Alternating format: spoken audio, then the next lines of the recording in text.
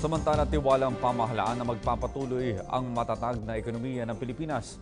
Ayon sa Malacanang, makatutulong din ito sa pagpapabuti ng sistemang pangpinansyal ng bansa. May report si Rocky Ignacio. Mananatiling matatag ang economic fundamentals ng Pilipinas. Batay sa International Monetary Fund o IMF, matatamo ng bansa ang target na 6.8 GDP growth ngayong taon dahil na rin ito sa maayos sa paggamit ng pondo ng bayan kasabay ng pagpapatupad ng kailangang reforma sa buwis at pagpapalakas ng infrastruktura. The IMF raises the Philippine growth forecast. We welcome the latest forecast by the IMF on the country's growing economy.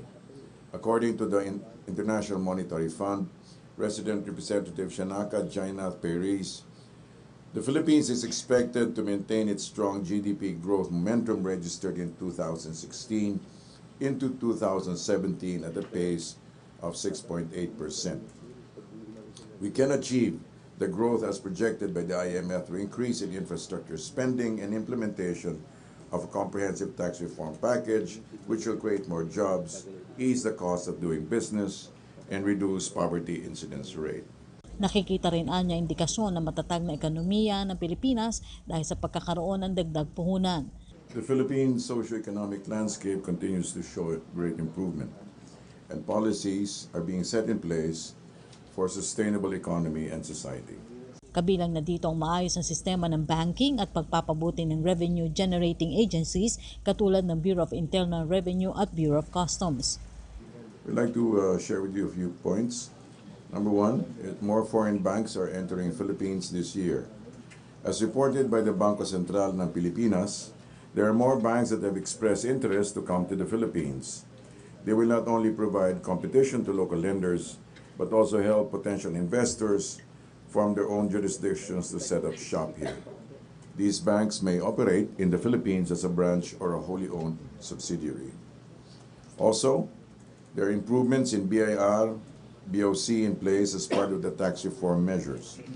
In the BIR, Finance Secretary Carlos Dominguez III said the agency has started expanding its large taxpayer service to cover the top 3,000 corporations accounting for 75% of total tax revenues.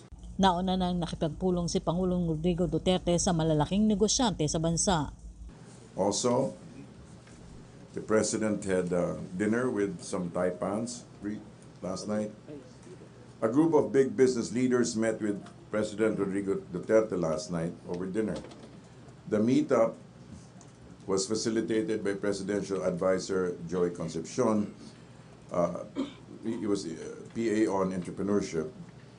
In order to enroll them and to bring them on board to the government's agenda of inclusive growth.